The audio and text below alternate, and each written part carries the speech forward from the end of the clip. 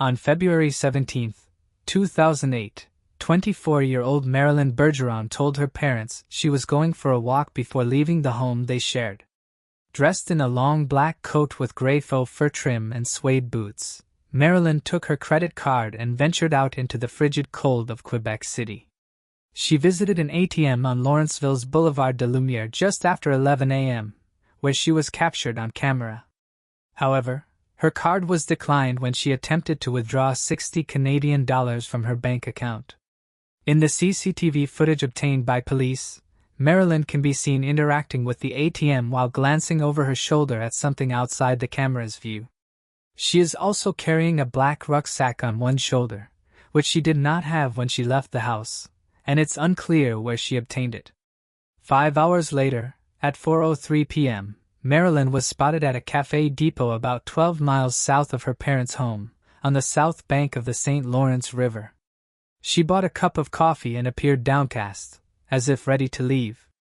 The employee who served Marilyn at the cafe reported to the police after she paid with her bank card. Following her departure from the cafe, Marilyn was never seen again. In the years since her disappearance, her bank card has not been used. Marilyn appeared to be living a difficult life. She was born on December 21, 1983. In 1998, Marilyn moved to Quebec City with her parents and sister, Natalie. She began taking music lessons at the age of 10 and, driven by her passion for music, spent much of her high school years trying to form a band.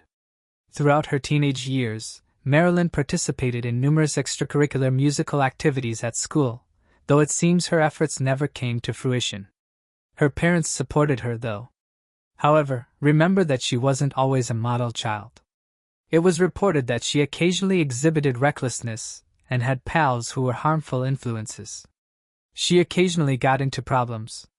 It's unclear, though, what type of problems the adolescent got herself into or what effect her allegedly awful pals had on her. Language and culture were two other areas of great interest to Marilyn. At the time of her disappearance, Marilyn was studying Russian and was fluent in French and English, with some knowledge of Spanish. After earning a degree in media, arts, and technology in Quebec, she moved to Montreal in 2000 to work as a sales assistant at Steve's Music Store. In her spare time, Marilyn worked as a freelance sound editor for local TV stations. She also began financial training at Industrial Alliance but later moved to Western Canada with the goal of becoming a flight attendant. By early 2008, 3 years after relocating to Montreal, the 24-year-old began telling her family that she no longer felt comfortable in the city and wanted to return home. She promised her mother that when she got there, she would tell her what had changed. Just 1 week before to her disappearance, on February 10th, Marilyn went back to her parents' residence. After 6 days, she had returned to her Montreal residences twice and received all of her possessions back. She was back in her family's house now. Something wasn't right. Between February 10th and February 17th, Marilyn's family noticed she seemed unsettled about something. In a conversation with her sister Natalie over the phone, the 24-year-old asked, "Is there hope for the future?" Marilyn made it clear to her parents that she had no intention of returning to Montreal, but she refused to explain why. "We tried to get Natalie to talk, but she refused." As Natalie subsequently recalled, all she would do was weep. Her mother eventually confronted her. Marilyn denied having any issues with relationships, bills, or drugs. The 24-year-old remained silent when asked if she had been abused, but her face showed signs of agony. It was at that moment that Marilyn began to cry. Her family suggested she consult a therapist, and some reports suggest that she had started seeing one shortly before her disappearance. In 2007, Marilyn reconnected with her college friend Jonathan Gauthier. He met her at her residence on December 10th of that year, as he later told both the media and the police. The two were planning to attend a party together. Still, he sensed something wasn't quite right as soon as he got there. Marilyn, who he'd known to be positive and happy, was sitting in the dark, seemingly despondent as she listened to music. Jonathan clarified that Marilyn did, in fact, feel better throughout the celebration, but only momentarily. Soon after, she ran into an old friend. As they said their goodbyes, Marilyn appeared agitated and nervous, as if someone had mentioned something she didn't want to revisit. Jonathan agreed to accompany her home when she asked. Once at her apartment, Marilyn's mood took a sharp downturn, and she began crying uncontrollably. Jonathan asked her if she had witnessed a crime or been a victim of sexual assault. Though she didn't provide specifics, she told him that something worse had happened. "Joe, you have no idea how much I've been through," she said. "I tried to get her to say what it was for 3 or 4 hours, Jonathan told the journalists. It seemed to me that she didn't want to endanger me." Marilyn's family reported her missing to the Quebec City Police as soon as she did not come home from her stroll. The police were able to piece together Marilyn's last moves by tracking her debit card at the ATM and coffee shop. Marilyn's family also came across a CCTV photo of her at the cash register. As they began searching for her on foot, they distributed posters featuring her picture and description. They shared her details online and even offered a $10,000 reward, but the leads quickly fizzled out. Initially, law enforcement was concerned that showing the CCTV footage to Marilyn's family might be too distressing. However, they eventually decided to show it to them. Marilyn's mother said that her daughter appeared defenseless. Additionally, it was found that despite the fact that the 24-year-old may have walked to the coffee shop, considering the chilly weather and the distance between the ATM and the coffee shop, it was more likely that she hitchhiked or was driven by a familiar person, according to both the police and her family.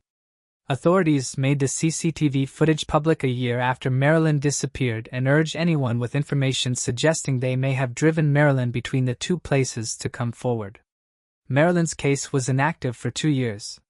Not until January of 2010, when a man came forward claiming to have seen the young woman across the Ottawa River from Quebec and Hawkesbury, Ontario, did it see some movement once more. Before he made the decision to call the police, he insisted that he had seen her there on a regular basis for the previous year. She was known to have moved about a few times, so he thought maybe she settled there with a young man. Her picture was identified by frequent patrons of a downtown eatery as being that of a woman they had seen nearby. Some said she seemed like a captive, as though the unnamed young man was holding her against her will. Though it's unclear what happened to this lead, it seems the police were unable to find this woman. Marilyn's family was disappointed with the lack of progress in the case. Even though they believed the Quebec City Police had done their best, they also saw that the detectives seemed to be treating the disappearance as a suicide rather than taking the possibility that criminal activity was involved into consideration. They repeatedly asked that the matter be turned up to other law enforcement authorities, such as the Montreal Police, who they believed could look into Marilyn's life there more thoroughly. For their side, the Quebec City Police have stated that there is no proof that Marilyn is dead or even alive. The family also requested access to her case file, but both of these requests, as well as the request to move the case to a different agency, were turned down. In 2017, the family increased the reward in Marilyn's case to $30,000 and declared that anyone with information who did not want to talk to the police might phone a third-party tip line. This resulted in more than 40 reports of Marilyn sightings. The most recent development in the case was revealed in February of this year when it was said that outside the building that had held the cafe where Marilyn, 24, was last seen, the police and her family had put up a command post to request information. On March 20th that month, forensic experts were called in by the police to search a private property. The house and the bistro were 2 streets away. The home's garden was dug up with an excavator, and a few boxes were taken out. The 63-year-old householder was taken into custody the next day for allegedly threatening and attacking a journalist who was using the pavement to take pictures of the event. There haven't been any updates since then. On February 17, 2008, Marilyn disappeared from Quebec City at the age of 24. She is characterized as a Caucasian female with either brown or blue-green eyes and brown hair. Her height ranges from 5 feet 5 inches to 5 feet 7 inches, and her weight was approximately 115 pounds when she vanished. On the right side of her chest, she has a tattoo of Pegasus, and she will be 38 years old if she survives. The case of Marilyn remains unresolved. Marlene Warren. On May 26, 1990, Marlene Warren, then 40 years old, was enjoying breakfast in her West Palm Beach, Florida, home with her son. Marlene resided in the Wellington Aero Club, a private aviation club, with her spouse and kid. Marlene heard a knock on the door at approximately 10:45. A figure in a clown outfit stood in front of her when she stood up and opened the door. The clown had his face painted white, a red bulb nose, and an orange wig on. In addition to a bunch of red and white flowers, the clown was carrying 2 balloons. "You're the best," said one of the balloons. Marlene accepted the balloon and flowers from the clown. Marlene responded, "Oh, how pretty," accepting the gifts. The clown then instantly produced a gun and fired a .38, or a .357 caliber revolver, striking her in the face once. As Marlene hit the ground, her son hurried up to her and gave the clown a direct look. He recalls the clown's eyes to be dark brown. After that, the clown approached a Chrysler LeBron that was parked in front of the house with composure and departed. There was no license plate on the car. 2 days after being admitted to the hospital, Marlene passed away. Police discovered during their inquiry that Marlene and her husband, Michael Warren, had been fighting and experiencing relationship issues. After 20 years of marriage, the pair had purchased a few enterprises, including a used car shop that Michael operated and rental homes managed by Marlene that commanded a price tag of over $1 million. Since Michael would have profited the most from Marlene's death, the police quickly accused her husband. Marlene was the name attached to the couple's houses and enterprises, and the police surmised that her husband wanted her out of the picture in order to inherit their wealth. The cops discovered the clown's Chrysler LeBaron 4 days after the murder. It was parked at the intersection of Okeechobee and Royal Palm Beach Boulevard in a Winn-Dixie parking lot. Inside the automobile, the police did not find much evidence. The rifle was missing, as was the costume. Nevertheless, they did discover orange hair strands inside the vehicle, which they saved for more investigation.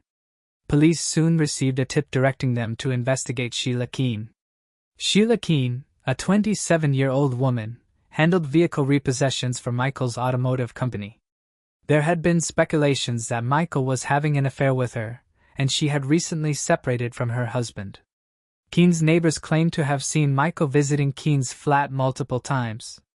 The couple regularly had long lunches together, and other staff members informed the police that Michael had also begun to pay her rent. Sheila Keene and Michael Keene, however, both refuted any romantic involvement between them. On the day of the murder, Michael had an alibi since he and a few pals were traveling to the Calder racetrack. Then, Sheila Keene came under police attention. Keene stated that she had been searching for cars to seize on the day of the murder. She denied having anything to do with the case. Not too long after, the costume shop called the police. They claimed that a few days prior, a woman had purchased a clown outfit. Keene was selected from a picture lineup by the shop employee. Additionally, the police were informed that a Publix supermarket shop sold the balloons and the flowers. After asking the Publix grocery store staff about the shooting, they confirmed that the identical kind of balloons and flowers had been bought at 9:22 a.m. on the day of the incident. The staff verified that the balloons and flowers were purchased from the store by a woman who fit Keene's description. It was close to Keene's apartment, the business. Police discovered orange hair strands in Keene's apartment that matched the ones discovered in the abandoned automobile. In spite of this, the police lacked sufficient evidence to make an arrest, and the investigation would ultimately fizzle out. However, Michael Warren was taken into custody for a separate offense. On 43 counts of odometer manipulation, grand theft, and racketeering, he was given a 5-year jail sentence. In 1997, he was granted freedom from prison. In the end, Michael and Keene would tie the knot in 2002. They relocated to Southwest Virginia, close to the border with Tennessee, and started a fast food business. In 2016, they sold the company. The police began reopening the case in 2013. They began doing DNA tests on evidence gathered years earlier and conducted new interviews with witnesses. In 2017, tests revealed that the orange hair strands found at the crime scene matched those found in Keene's apartment. However, it took 3 more years for further evidence to surface. Additional matches were found between her hair and hair found in the vehicle. Sheila Keene was arrested and charged with first-degree murder, 27 years after the incident. Her trial hearing, which had been postponed multiple times, was finally scheduled for December 22, 2022. Although Michael has not been charged with Marlene's murder, he has not been ruled out as a potential suspect either. If you're fascinated by Unsolved Mysteries and enjoying the video so far, make sure to hit that subscribe button and give this video a thumbs up to stay updated on all our latest content.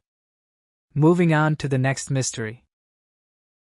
The Piri-Reis map, created in 1513 by the Ottoman admiral and cartographer Piri-Reis, is considered one of the oldest surviving maps to depict the Americas. The map, drawn on a piece of gazelle skin parchment, contains intricate details that continue to puzzle historians and researchers. What makes the Piri-Reis map so intriguing is its depiction of the South American coastline, and notably the northernmost part of Antarctica, which was not officially discovered until centuries later. Some theorists argue that the map may have been based on even older sources, potentially offering evidence of ancient advanced civilizations with knowledge of geography far ahead of their time. The map's origins and accuracy remain a subject of debate, sparking curiosity and speculation about the lost knowledge of ancient civilizations. After the document was studied, research and tests showed that it was genuine. It was drawn in 1513 THS by Piri-Reis, a famous admiral of the Turkish fleet in 16th century. What's interesting is that he is primarily known today for his maps and charts, specifically for how accurate they are. He was highly ranked within the Turkish Navy. However, he went on to say that he copied certain pieces of data from other sources. One thing that many people question is why it shows Antarctica without ice. Antarctica was mostly icy forest, and for the last 15 million years, it has been a frozen desert under a thick sheet of ice. On the map, the northern coastline of Antarctica is detailed. Another thing that stands out is the map is very accurate. How did this happen when the map was created 300 years before it was discovered? Interestingly, on the July 6, 1960, the U.S. Air Force responded to a letter sent by Professor Charles Hapgood. He was asking for an evaluation of the ancient map. This was the response. Dear Professor Hapgood, your request of evaluation of certain unusual features on the Piri-Reis Antarctic map of 1513 by this organization has been reviewed. The claim that the lower part of the map portrays the Princess Martha coast of Queen Woodland in the Palmer Peninsula is reasonable. We find that this is the most logical and in all probability, the correct interpretation of the map. The geographical detail shows in the lower part of the map agrees very remarkably of the results of the seismic profile made across the top of the ice cap. This was made by the Swedish-British Antarctic Expedition of 1949. This indicates the coastline has been mapped before it's covered by the ice cap. This part of Antarctica is ice-free. The ice cap in this region is now about a mile thick. We have no idea how the data on this map can be reconciled with the supposed state of geographical knowledge in 1513 THS. Harold C. Omer, the geographical knowledge in 1513 THS. Harold Z. Omer, Lieutenant Colonel of the United States Air Force Commander. So as mentioned, there are some conflicting reports. How can this map show Antarctica with no ice? Scientists state there has been ice on the continent for 1 million of years.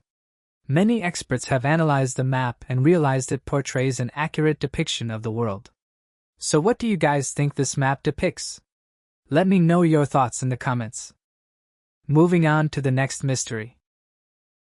Patty Inez Bridewell Vaughn, a 32-year-old woman from La Vernia, Texas, disappeared on Christmas Day in 1996.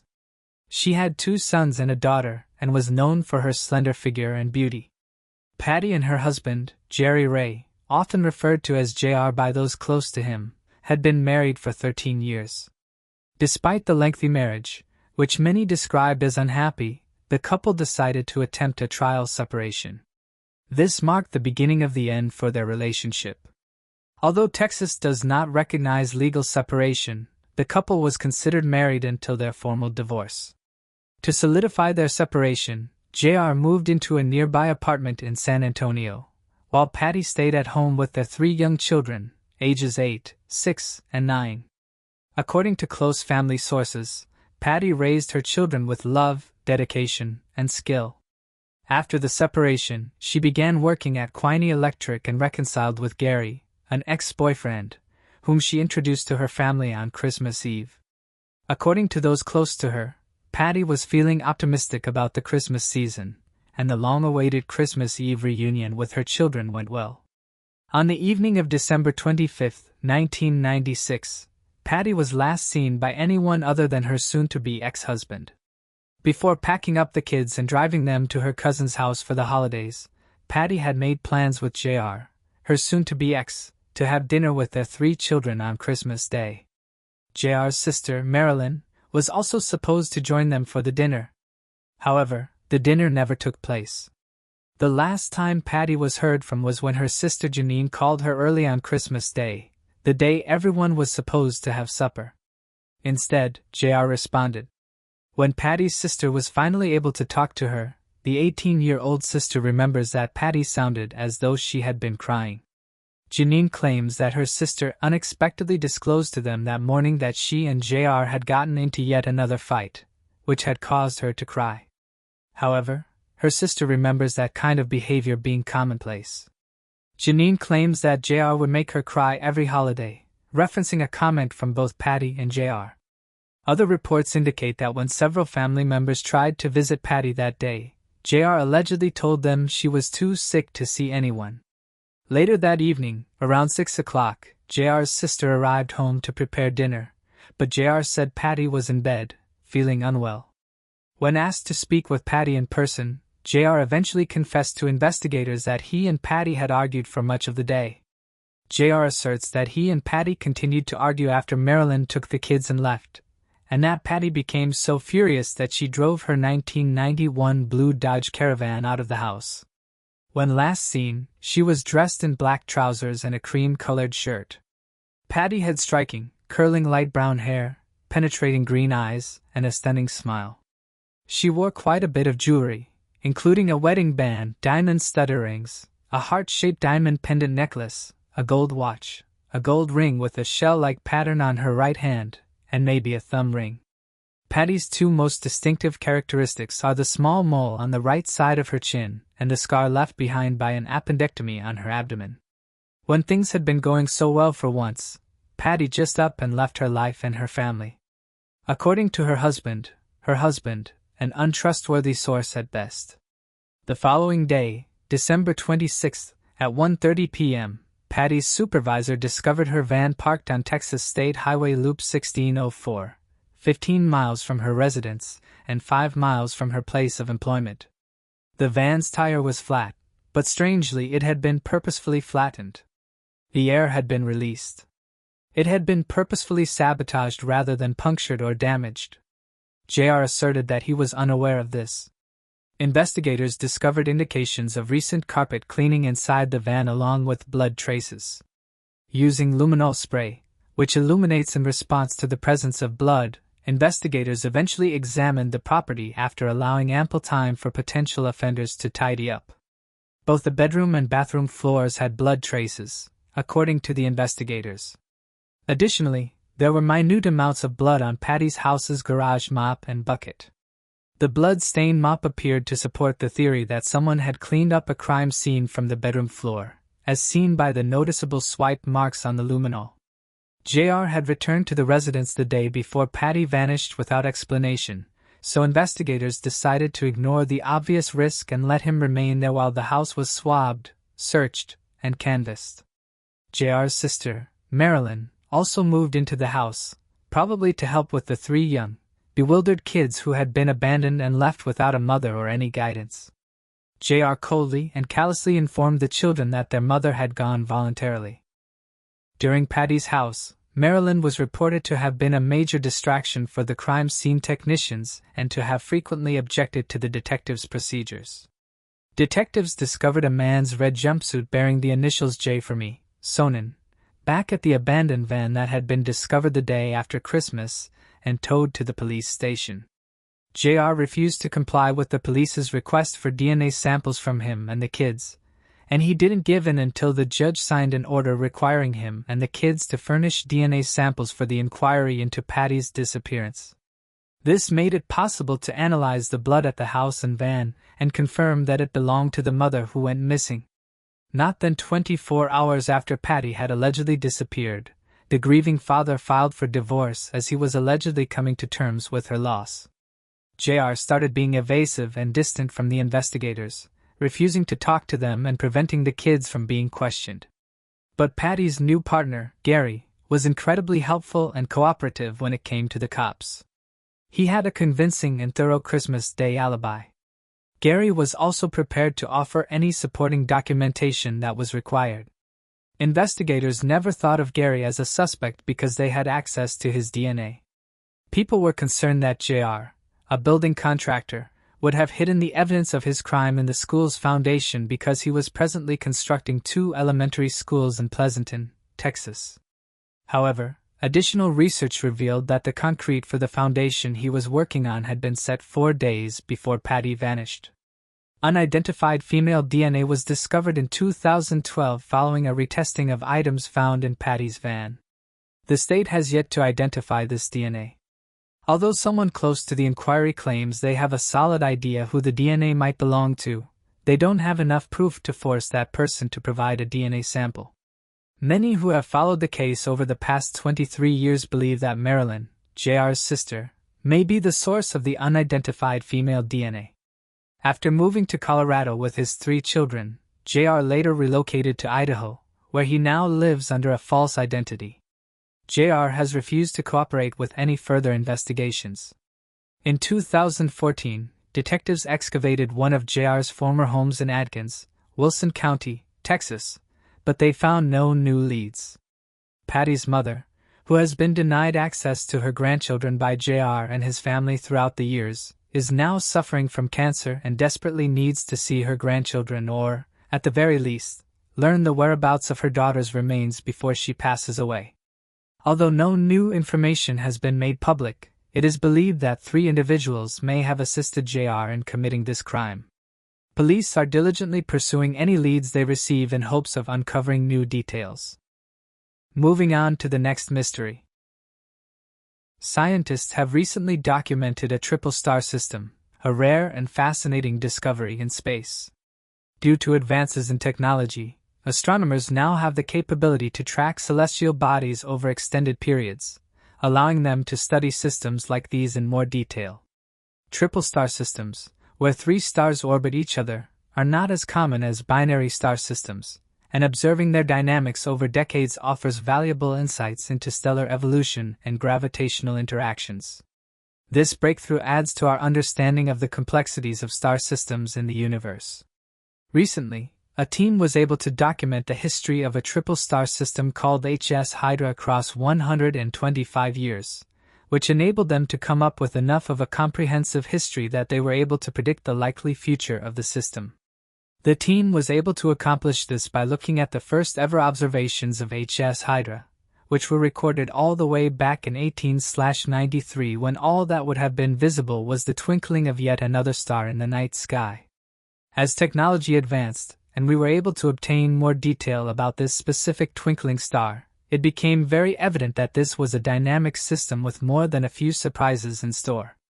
And now scientists hope to be able to further unravel the mysteries of this system by employing NASA's Transiting Exoplanets Survey satellite, which has previously been used to hunt for alien worlds, but will now be turned towards the discovery of hidden mysteries within binary star systems and the 3-star system, HS Hydra. But what makes HS Hydra so special and mysterious?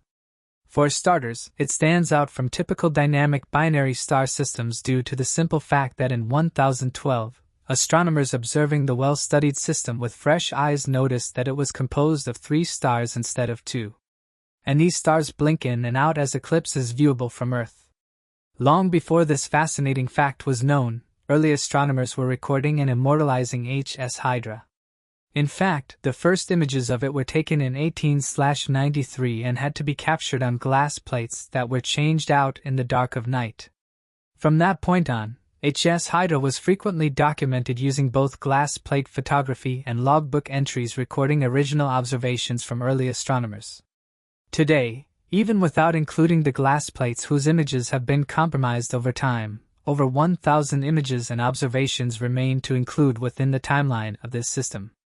The history is so complete that researchers working on the project even described it as a time machine telescope looking back into the past.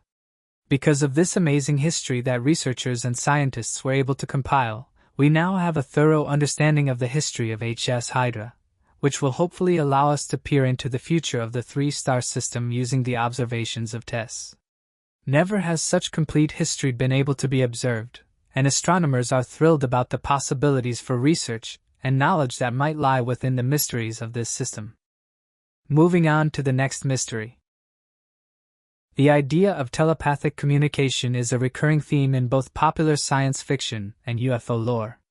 In many depictions of extraterrestrials, telepathy is portrayed as a key method of communication, allowing beings from different species to interact without the need for verbal language. This concept is often explored in movies, books, and other media where aliens communicate with humans or among themselves using only their thoughts. In the realm of UFO and alien encounters, many abductees have reported experiences that align with the idea of telepathic communication.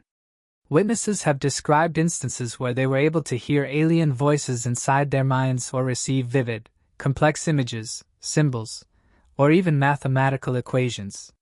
Some accounts suggest that these telepathic messages were overwhelming or intrusive, with the experiencers unable to distinguish their own thoughts from those being implanted in their minds. These reports have contributed to the belief among some UFO researchers and enthusiasts that telepathy could be a form of communication used by extraterrestrials.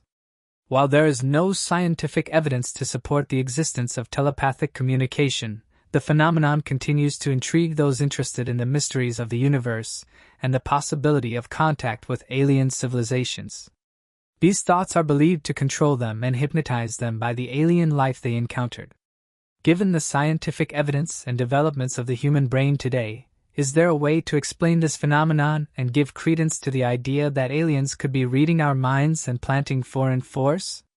Before we continue further into these claims, it's important to note there is evidence in scientific endeavors in the realm of neuroscience and the ability to translate the neurons near random electrical impulses firing into readable information. This information can then be displayed and understood.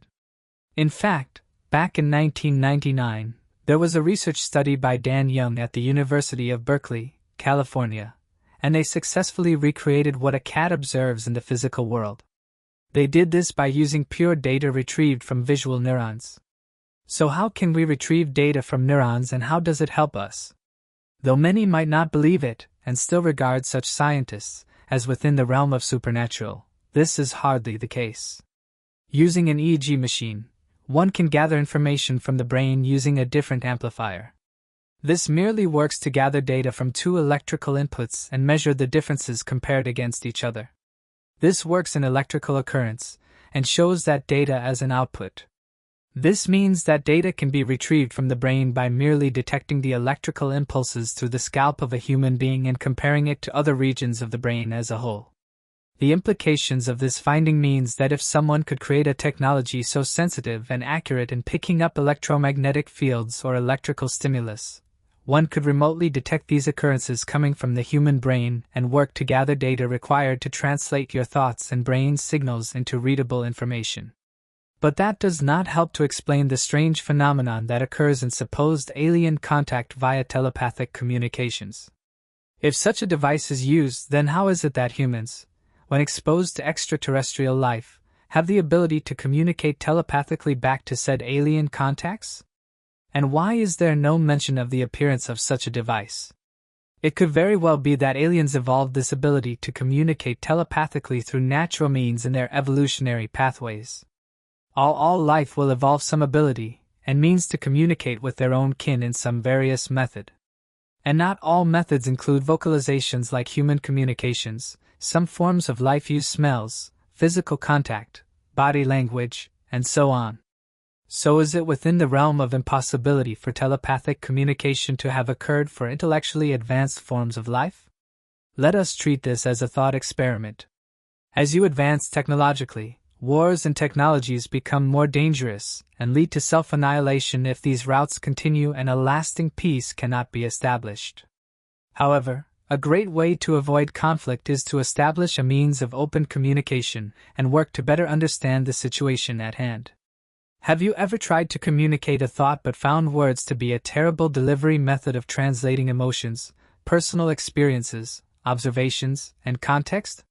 What if all life that develops methods of communications that are not able to more accurately represent their inner monologues also lose the ability to equally grow their intelligence as a species or, in this sense, annihilate themselves before becoming an intergalactic race? Could it be then that an intergalactic species would have a natural form of telepathic communications with one another to prevent such catastrophes and be able to advance so far? Is there evidence of animals on Earth that might be able to evolve in this manner? If we take this theory of data retrieval from the brains of animals via sensing electrical impulses and changes in the electromagnetic field, then there is evidence of evolution granting this ability amongst life here on Earth. Referred to as electroreception, it's a sense that humans do not seem to possess that gives animals the ability to perceive natural electric stimuli in other forms of life. Electroreception on Earth has only been seen to occur almost exclusively in aquatic life forms where amphibious animals spend their time in saltwater. However, since saltwater is a much better natural conductor compared to surrounding air, this ability is so sensitive that young sharks can the specific characteristics and traits of electrical stimuli amongst predators. The sharks will then hide before the creature even comes within sight. Now, you might be thinking that if this ability can only occur underwater, then how does it help this theory? This is actually not the only case. There are exceptions in electroreception of species communicating via electrical stimuli outside of water as well. The currently known exceptions are monotremes, cockroaches, and bees. Could this be evidence of life on our planet naturally developing methods in evolution that allow for nonverbal communication, specifically via electrical signals and reading through telepathy alone? Another interesting development in UFO and alien researchers is the lack of verbal communication from extraterrestrial contacts. There are no reports of screaming, screeching, yelling, or vocalization of any kind coming from supposed alien abduction reports or alien encounters. What is even more alerting to this strange phenomenon is the consistent reports of telepathic communication. This happens in nearly all witness accounts concerning communications with extraterrestrial life. Could this be proof that extraterrestrials do not communicate verbally and only telepathically? So if then we can prove theoretically that aliens could evolve this natural ability to read our minds, then how can we explain an alien's ability to speak to us if we do not naturally have the ability to read their minds? This could still be very easily explained evolutionary. If our brains transfer information via electrical signals, one could theoretically then stimulate certain areas of our brain using electricity. This could then create new memories, experiences, or transfer data.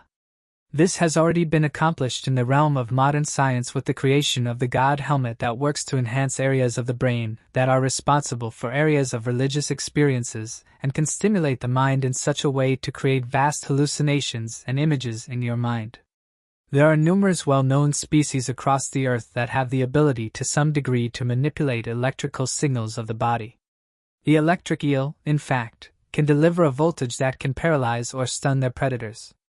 This allows them to get away with ease.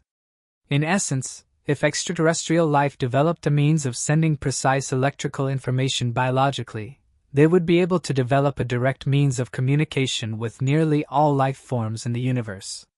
This does imply, however, that alien life could very well possess the ability to control you with their mind, potentially by hijacking your brain or planting their own thoughts that may be confused with your own thoughts. This does mean that any of telepathic communication with said extraterrestrial life could be dangerous, as you could be risking subtle influences of your own body and mind. It would then be imperative and of utter importance to minimize means of telepathic communication and to rather make attempts at preventing such invasions of the brain. Crazy conspiracy theorists would point to tinfoil hats as a mean of precaution against extraterrestrial life. but the information surrounding electrical stimulation could prove that a tinfoil hat could actually work to enhance your brainwaves and potentially make it easier for extraterrestrial life to conduct telepathic communications. If our previous assumptions and theories hold true relative to the mechanisms of telepathic communications, then the only way to prevent unwanted mental intrusions would be to create a portal Faraday cage. This would work to block any electrical incoming signals or electromagnetic fields. This would help by preventing your own mind from emitting electrical stimuli. Of course, a Faraday cage would prove to be annoying and rather heavy to move around in every day. So practical technology would need to be used, and this would help us not to be limited to the confines of a cage. Luckily enough, there are such developments. Using advancements in electromagnetic shielding garments, one could create an entire working Friday suit that would work similar to a Friday cage and to protect oneself from supposed mental attacks via telepathic communications. In fact, such suits are already on the market and can be purchased by the general public. Some are worn to protect workers from strong electromagnetic fields and power lines. Wearing such a suit would completely prevent telepathic communication and an invasion of the mind while also providing mobility.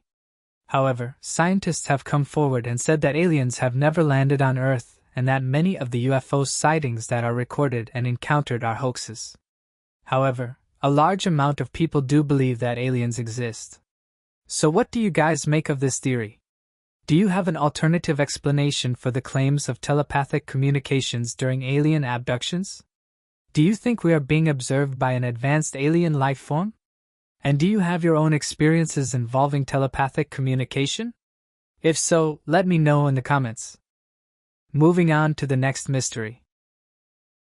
The ancient astronaut theory suggests that extraterrestrial beings visited Earth 1,000 of years ago, influencing early human civilizations. Proponents of this theory argue that many ancient myths, religious figures, and monumental structures might be evidence of alien encounters. They claim that early humans may have interpreted these visitors as gods due to their advanced technology, such as space travel. Iconic structures like the Pyramids of Giza, Stonehenge, and the Nazca Lines are often cited as possible remnants of this interaction. These sites, with their precise alignments and monumental scale, are sometimes viewed as too advanced for the technology of their time, fueling speculation that alien visitors may have played a role in their creation. While mainstream archaeology typically attributes these accomplishments to human ingenuity, the ancient astronaut theory continues to captivate the imagination of many, offering alternative explanations for some of history's greatest mysteries. According to ancient alien theorists, most of whom have researched the topic for decades, extraterrestrials with superior knowledge of science and engineering landed on Earth 1,000 of years ago, sharing their expertise with early civilizations and forever changing the course of human history. To this day, researchers look for evidence to support this theory. Ancient alien theory grew out of the centuries-old idea that life exists on other planets, and that humans and extraterrestrials have crossed paths before. The theme of human-alien interaction was thrust into the spotlight in the 1960s, driven by a wave of UFO sightings. Some also say structures and artifacts have been found which represent high knowledge that is presumed to have existed at times they were manufactured. Theorists maintain that these artifacts were produced either by extraterrestrial visitors or by humans who learned the necessary knowledge from them. Interpretations of ancient artwork throughout the world include the following: astronauts, air and space vehicles, extraterrestrials, and complex technology. If aliens visited Earth in the past, could they make an appearance in the future? For ancient alien theorists, the answer is a resounding yes. They believe that by sharing their views with the world, they can help prepare future generations for the amazing encounter that awaits them. Of course, this is just a theory, and scientists maintain Earth is the only planet that hosts life. Moving on to the next mystery. The discovery of mysterious tunnels beneath Teotihuacan is one of the most intriguing archaeological findings in recent history. In 2003, a joint team of Mexican and British archaeologists uncovered a hidden network of tunnels beneath the Pyramid of the Sun, one of the most iconic structures at the ancient Mesoamerican city of Teotihuacan. The tunnels, which had been sealed for over 1,800 years, were found to be intricately designed and are believed to have held significant ceremonial or ritualistic purposes for the Teotihuacan civilization.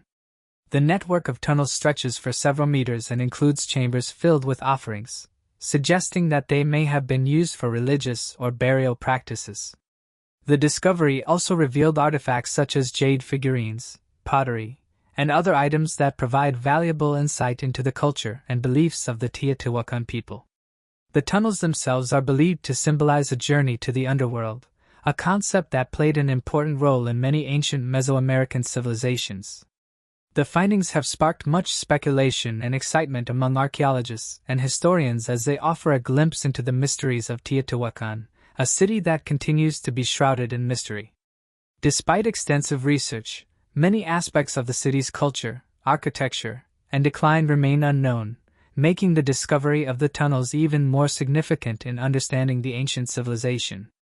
The tunnels are around 100 meters long and contain chambers filled with artifacts, including pottery, bones, and statues. The chambers are arranged in a zigzag pattern and are believed to represent different phases of the city's development. The tunnels also contain offerings, including shells, beads, and jade, suggesting that they were used for religious and ceremonial purposes. One of the most significant discoveries made in the tunnels was a large chamber known as the Chamber of the Butterflies, which contains walls decorated with murals depicting butterflies, birds, and flowers. The murals are painted in bright colors and were created using pigments made from minerals and plants. The murals are believed to date back to around 200 AD and are among the oldest examples of Mesoamerican art ever discovered. The discovery of the tunnels has provided new insights into the culture and history of the area, which was one of the most important cities in ancient Mesoamerica. The city is believed to have been established around 200 BC and was home to more than 100,000 people at its peak in the 5th century AD. However, little is known about the city's rulers, religion, or decline. And the discovery of the tunnels has raised new questions about the city's history and the beliefs of its inhabitants. Teotihuacan is a vast ancient Mesoamerican city located in the basin of Mexico, about 30 miles northeast of modern-day Mexico City. The city contains some of the largest and most impressive pyramids in the Americas. The two most prominent pyramids at the site are the Pyramid of the Sun and the Pyramid of the Moon. The Pyramid of the Sun is the largest structure at the site, measuring over 215 feet tall and covering an area of approximately 700 feet by 720 feet at its base. The Pyramid of the Moon is slightly smaller, measuring about 140 feet tall and covering an area of approximately 390 feet by 450 feet at its base. The exact methods used to construct these pyramids are not entirely known, as there is very little written information about Teotihuacan and the civilization that built it. However, archaeological evidence suggests that the pyramids were constructed using a combination of human labor and advanced engineering techniques. One theory is that the construction of the pyramids began by creating a large earthen mound as the base.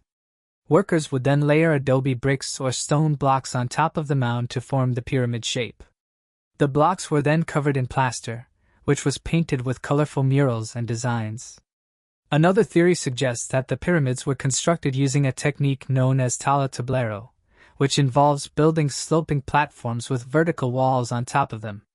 The talos were constructed using layers of adobe bricks or stone blocks, while the tableros were built using smaller stones or adobe bricks. The alternating layers of larger and smaller stones helped to distribute the weight of the pyramid more evenly. Regardless of the exact construction method, it is clear that the construction of these pyramids was a massive undertaking that required a great deal of planning, organization, and resources.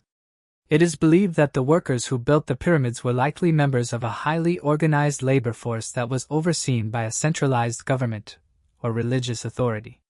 One of the biggest mysteries of Teotihuacan is that no one knows what happened to the people living here. Archaeologists agree that the people of this area did mysteriously vanish. There are many theories as to why this happened, but there is no definitive answer. Some theories suggest that a massive drought may have forced the people to leave in search of water, while others suggest that they may have been overthrown or attacked by a neighboring civilization. Still, others suggest that the people may have simply migrated to other areas of Mexico and Central America. Despite many archaeological discoveries and ongoing research, the mystery of the disappearance of the people of Teotihuacan remains unsolved. The mystery of metallic spheres found buried deep beneath Teotihuacan. Oddly enough, there have been claims of the discovery of metallic spheres beneath an ancient pyramid in Mexico City. As of right now, there's still ongoing debates about what these spheres are and where they came from. But one archaeologist revealed that 100 of these mysterious spheres had been found buried in a hidden chamber deep beneath the Temple of Feathered Serpent in Mexico. Archaeologists from the Mexico National Institute of Anthropology and History were some of the first people to come forward about the discovery and admitted that they have no idea what the spheres are for. As of right now, the researchers involved in the study have said that it's important that they follow rigorous scientific methods and protocols to investigate and document these mysterious artifacts. Moving on to the next mystery. Peter Byrne, now 94 years old, is a well-known figure in the world of cryptozoology and is adamant that Bigfoot is real. His fascination with mysterious creatures began in his childhood when his father told him stories about the Yeti in the Himalayas. This early exposure to tales of unknown creatures fueled Byrne's lifelong interest in the cryptid world. In 1976, his investigation into Bigfoot led him to send a hair sample allegedly from the creature to the FBI for analysis. Although the FBI's results later concluded the hair did not come from Bigfoot, Byrne remained convinced of the creature's existence. He has dedicated much of his life to searching for Bigfoot and continues to share his findings and experiences on his personal web page, where he details his ongoing quest for the elusive creature. He claims his search has taken him to the Himalayan mountains, all the way to the Pacific Northwest of the United States. He claims he has seen 14-inch footprints on multiple occasions he's sure belonged to Bigfoot. Once landing in the Pacific Northwest, Byrne was all in 7 days a week. In the 1970s, an unknown sample of hair, a whole 15 strands connected by a patch of skin, was found at a campground in Washington state.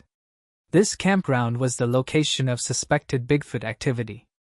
Byrne's group had submitted this hair to the FBI, and Byrne himself spent most of 1976 repeatedly writing to the FBI pleading for them to test the mysterious sample.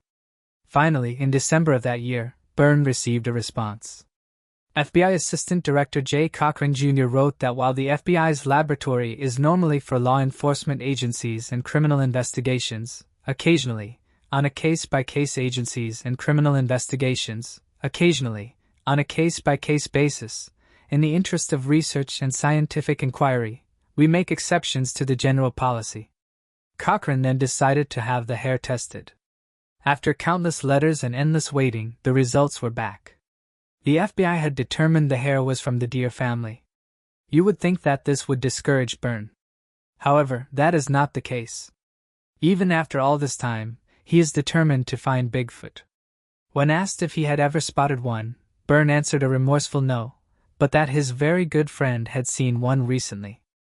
Although it's down to more of a hobby than a full-time job now, even at the age of 94, Byrne keeps searching for his childhood Yeti. Moving on to the next mystery. One of the most infamous and feared criminals in India is the serial killer known only as the Stone Man. Despite years of terror under his reign, and a lack of witnesses and evidence, as well as widespread belief in the incompetence of the local police, he has never been caught. The terrifying spree of seemingly random killings began in Mumbai in 1985, and within just 2 years, 12 people were murdered on the city's streets. The unknown killer primarily targeted areas around Shone and King's Circle, stalking vulnerable individuals, often homeless people who were alone and sleeping in isolated spots. After finding a victim, the killer would strike with a large stone or slab, weighing about 30 kilograms, crushing the victim's skull with a single blow. Most of the victims were unidentifiable, as they lacked identification and had no family or friends who could recognize them. It wasn't until after 6 separate murders that local authorities realized the homeless population was being targeted and that all the killings were the work of a single perpetrator. One of the victims, a homeless waiter, narrowly escaped being fatally bludgeoned. However, It was too dark at the location of the attack for him to see his assailant's face, so this brief moment of hope quickly faded. Very little is known about the Stone Man, as he is only seen lifting and dropping a large concrete slab during his attacks. Nonetheless, authorities believe the killer to be tall and well-built. While the victims in each case are social outcasts who are characterized as insane, beggars, and rickshaw pullers, the weapon that is used is frequently stolen from a nearby location and is never transported to the site. In story published in the Los Angeles Times on January 19, 1989 stated that Indian detectives had not even considered keeping the murder weapons. Additionally, they acknowledged that the case received little attention since the victims were undesirable members of society who had nothing to do with it. Not even the right to vote was granted to these folks. The first victim, a woman who sold moonshine on the streets for a living, was killed on June 4, 1985. Exactly 1 month later, on July 4, the second victim was found dead. Many believe that the case's failure to be solved is partly due to a change in leadership and a lack of diligent police work. The deputy commissioner who had initially overseen the investigation was removed early on. He had developed psychological profiles of the killer and shared his own detailed theories about the case and the identity of the offender. However, he was replaced by someone who, at one point, thought the crime was being committed by a death sorcerer. The crimes caused the nickname Stone Man to become well known. Those who were unlucky enough to be sleeping on the streets made the decision that sleeping in groups would be safer. In order to ensure that someone was awake throughout the night, they also organized shifts. If the murderer dared to approach the gathering, they thought that between them, they could capture him, but he never did. Limited information is available regarding the real investigation of Stoneman killings. Authorities reportedly once brought in sniffer dogs to assist them, but the dogs were unable to follow the scent of the offender. And as a result, no fresh leads were discovered using this technique. There are also few theories on this case. As was previously reported, one of the case's detectives thought that a death sorcerer was involved. According to another idea, however, there is a police cover-up that prevents anyone from learning the truth about the massa. Both of these theories, nevertheless, are ultimately unproven. A rag picker in the Mumbai neighborhood of Neotunga was fatally hacked in 1987. Police first believed that the Stone Man was responsible for this case, but they never discovered any proof linking the two. The city's homeless population had ceased to be killed by the middle of 1988. The story of the Stone Guy doesn't end there either. For in 1989, there was another round of executions. On this occasion, though, they were taking place in Calcutta. In June of that year, the first victim of these heinous crimes passed away from head wounds. In the subsequent half-year, another 12 persons were killed. Once more, all of the casualties were unsheltered individuals who slept by themselves in poorly lit parts of the city. After the crimes were discovered, a large number of police officers were stationed around the city, where they would monitor the streets at night. During this period, several people were taken into custody, and the executions ceased. Ultimately, though, none of the detained suspects had any proof linking them to the other, and they were all freed. Whether or not the murders in Kolkata were carried out by the same individual who killed people in Mumbai is a mystery. Because of the numerous similarities between the cases, they are treated as part of a single investigation, and authorities believe the offender is the same person. However, it's also possible that some victims in Calcutta were attacked by a copycat killer. In 2019, a case involving the bludgeoning death of a 35-year-old man with a stone raised suspicions that the notorious serial killer had returned. However, it was later determined that the man's death was the result of a quarrel with several friends. In 2009, a separate murderer, known as the Guwahati Stone Man, was apprehended. This 22-year-old heroin addict was responsible for killing 7 beggars earlier that year. The name, Stone Man, still instills fear in the hearts of many in India. The killer remains at large, and authorities are no closer to capturing him now than they were 35 years ago. Moving on to the next mystery. NASA's InSight lander has been providing invaluable data on Mars since it landed on the Red Planet in November 2018. On its 1000th day, which fell on September 18, 2021, InSight recorded one of the strongest and longest Marsquakes yet with a magnitude of 4.2. This event was especially notable not only for its intensity, but also for its duration, shaking the Martian surface for nearly 90 minutes. The significance of these discoveries lies in their ability to help scientists better understand the internal structure and geological activity of Mars. Previous Marsquakes had been less intense, but this latest event, along with similar ones detected in August, suggests that Mars may be more geologically active than previously thought. These findings are helping scientists piece together the history of the red planet's geology and its potential for past seismic activity. With magnitudes of 4.2-4.1, these Marsquakes all make for revolutionary discoveries as they have 5 times the energy of InSight's previous record holder, which was a 3.7 quake recorded in 2019. It is wondered by some whether these are truly the largest Marsquakes out there or if we simply have not been able to pick up on others, perhaps due to lack of equipment, or simply because in the grand scheme of things, we have not been exploring Mars for that long. Regardless, this is an even more fascinating discovery because InSight nearly would have missed it due to some unfortunate circumstances in its orbit. Being solar-powered, InSight faced some difficulties when Mars' highly elliptical orbit took it further away from the Sun for a prolonged period of time. Low temperatures and dust buildup further worsened conditions for the spacecraft, meaning NASA had to turn off certain instruments to conserve energy.